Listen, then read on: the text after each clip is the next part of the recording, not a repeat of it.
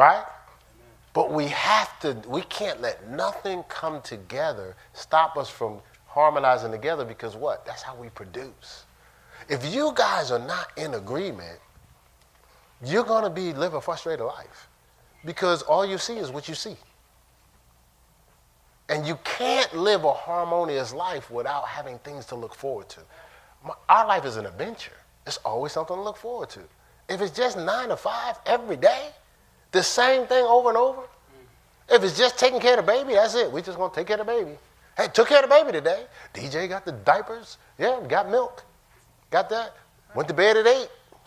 Woke up at 8:30. Right? I mean, just going, if that was it. Yeah. It's nice at first. We got a new baby. But after a while, be like, okay, this is it. This is it. Even DJ would get frustrated, like, so this all we doing? Just a Similac thing? Like, is that it? It's got to be more than this. I mean, do y'all feed me anything but this? You should have seen his face back there. He was sitting there, and the praise team was singing, and he had a look. He had a Devin look, but he had a look like, where did y'all take me? I trusted you people. What is this, and what's going on? What's all that noise? But what they took him to, after a while, you're going to see him excited, praising the Lord in the service. Because now they took him to a new place, another adventure. Yeah, he's getting in the car, he's driving, he probably like, okay, where we going now? What's all this stuff? All these things passing by. That's how our life is supposed to be in our church family, in our marriages, period. In our relationship with the Lord, there should always be something to look forward to. That's why we talked about the other week, the just shall what? Live by faith. Remove that, you're not living. And you're going to be depressed. That's not a negative confession. All you have to see is what you've been seeing, and you don't like it. Same is depressing for anybody. The same circumstances, acting like they're going to go away, when you know you need to do something different. Right? God's trying to get something to us, so we're going to have to shake some things. Man, maybe because I wasn't here last week. Maybe what that is. All right, so and this is what happens. When you merge with people, when you merge in a relationship, we have two natures. There's a mortal and there's an immortal side of us. Two natures. What did I say, Ty? How many natures? Two. And what are the two? Immortal. All right, so mortal is that human side of us, right? The emotional side of us. It's what the Bible calls corruption. It's the part of us that's corruptible, that's aging every day. But the immortal side, that's that eternal side. That's that spirit man side. The challenge is when you become one, you try to bring the mortal into every situation. How you feel. That's what's stopping you from doing something super in a covenant. God brought a covenant together for something super to happen. That's a miracle. DJ's a miracle. That's starting a process of super. God gave you a picture of, look, you can produce miracles. Something that's never existed, someone that's never existed, that will do things to change and impact the world. But he was just giving you a picture physically of what you could do spiritually if you come together in agreement. He's just giving us a picture in our relationships of what we can do if we get together corporately.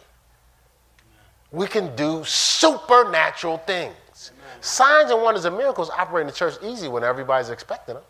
Amen. When everybody's in agreement.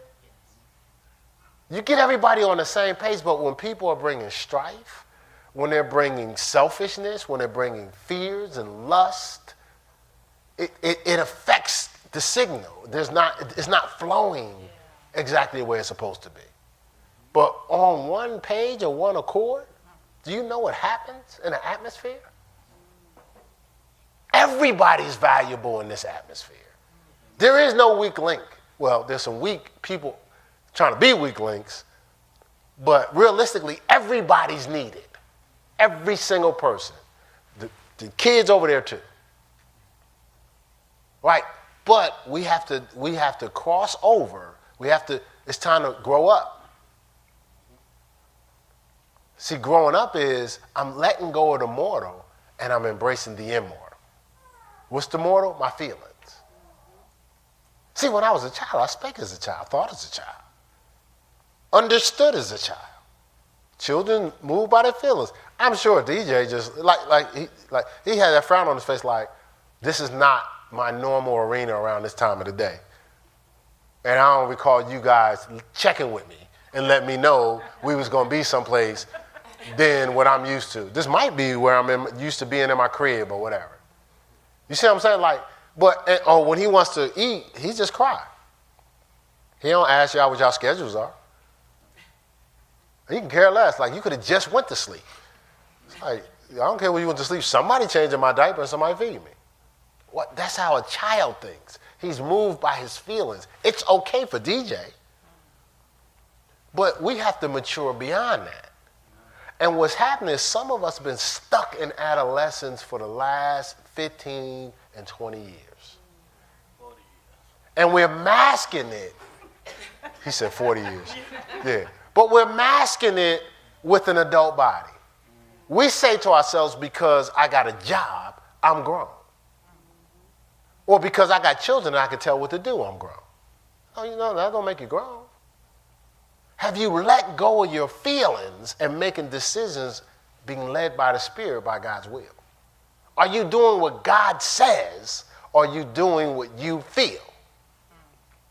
And some of us have been in our own protective custody so long, we don't even realize we're there.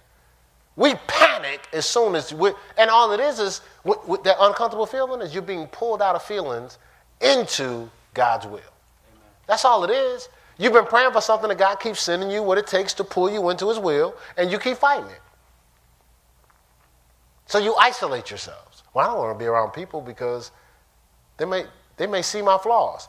Let me help y'all out. We all got flaws. And we all see them. And we all see them.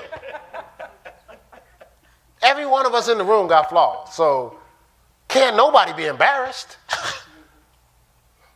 Look, we all got some jacked up. I don't care who you are. Like I know we all think we all sweet. But we all got stuff we working on. He pointed to his brother. All right, so, well, besides, every one of us. And the interesting thing is, when some of y'all participate in the girl talks and the guy talks and stuff like that, the reason why it's so freeing is because everybody realized, oh, they going through that too? That's how they got through that. I thought I was the only one. The only reason you thought you was the only one? Because you was by yourself. So stop trying to hide. And look, we're waiting until we're perfect to engage with people. Well, you'll never engage with anybody because you'll never be perfect. You can't fix it. Just be who you are. I can't fix this big lip. It's there. I got it. It's a part of the package. I just got to love it. It's just what God gave me. There's nothing I can do about it. Man, why you laughing? Guess what? Somebody may laugh. Oh. Because they thought it was funny. Or they thought I look stupid. I can dress up and somebody go, why would you put on something dumb like that? Guess what? To them it was dumb. I loved it. Can y'all roll like that? Somebody may think you talk too much. At this stage of your life, you may talk too much. Can you just embrace it? Amen. Guess what? You may, every time you look at me, you may make me feel insecure. Guess what? That ain't your problem. Is it? Is it? You understand what I'm saying? Let's kind of just freely flow. Mm-hmm. No one can stop you if you're not worried about looking bad. That's true. You're unstoppable. You go up and play, hit all the one day just go up and play, and it's like, hey, whatever chord I hit, I'm hitting. I'm just going to have fun today. Imagine how that turns out. That's probably the best time you ever played the sax. Yeah, just show up at the next game and say, you know what? I done practice. I done shot 1,000 shots, 100,000 shots. I done did all the drills. Today, I'm just going to enjoy the game. Probably be the best game you ever played because you're not worrying about making mistakes. We talked about that in group, didn't we? You're free. And that's what we want. We want you to be free. Guess what? Some of y'all here may be insecure. At this stage of your life, expose it, roll with it. Yeah, I'm still working through that insecurity. Actually, I don't know why I was thinking that. Why are you looking at my wife like that, man?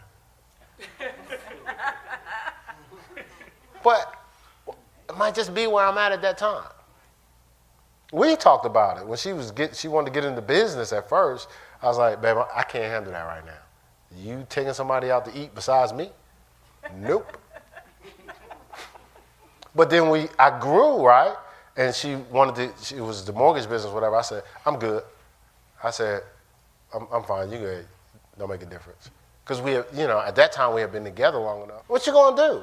Guess what? This is what my philosophy is, right here. I got the ring. I don't care what anybody's thinking. It doesn't make a difference. She with me. I don't care who thinks what. We used to be at church. I was like, such and such over there like you. One guy I started to minister to him. Came to the house, work out. I said, yeah, I remember you used to be checking on my wife. No, man, I want to check. I said, it's okay, dude. She's beautiful. I said, you just came off the street. What was you doing before you came to the church? Checking out women. When you got in, was you just turned off when you walked in the door? I said, you good? You all right? I said, she look good. I wasn't worried about it. Me and that guy, we cool to this day. As opposed to, what you looking at my woman for? Because she look good?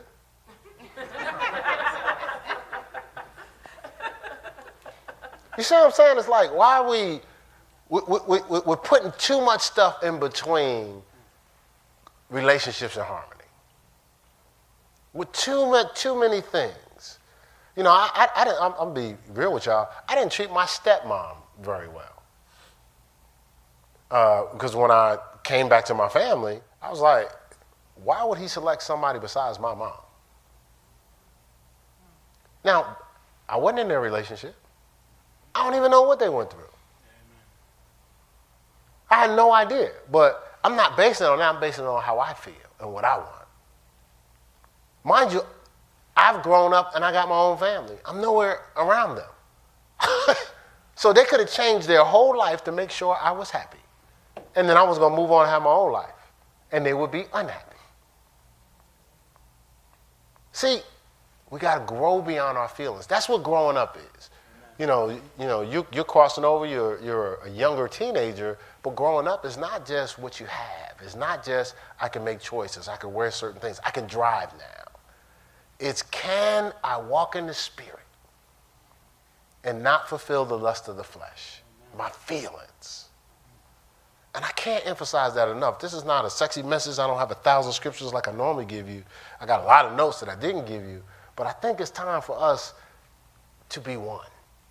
No. We're going to have different personalities. We have different skills. I'm not going to play the sax. Too late now for me. I'm not going to sing like you. I didn't say I wouldn't sing. I said, well, I sing like you. You know what I'm saying? But we're all going to have different things we're going to bring to the table. But let's do it. Some of y'all kicking and screaming and fight. Listen, stop the artificial stuff. Stop the drinking. Stop the smoking. Stop the porn. Stop it. It's destroying you. It's clouding your view. And what it's done is strengthening your feelings. And then when you get under pressure, your feelings have the first voice. Amen. So I didn't put nobody down. I just said stop. Stop the undercover stuff. Because God sees it. And it's affecting your dreams. It's siphoning your happiness and your fulfillment.